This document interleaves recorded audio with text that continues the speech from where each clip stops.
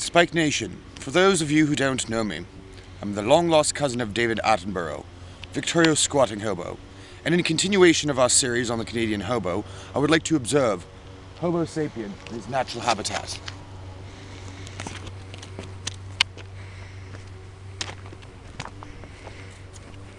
Of the species Beavercricus revivalis,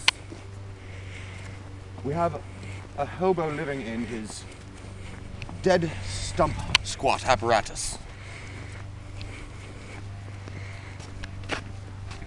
Foraging for food, using a fiddle, and playing with other hobos, we have Christian. Observe. Say hello to Spike Nation, Christian. Christian, we overslept. It's like 10 o'clock. Yeah, we gotta go play rock and roll, buddy. Oh, God. Word up. At least it's sunny.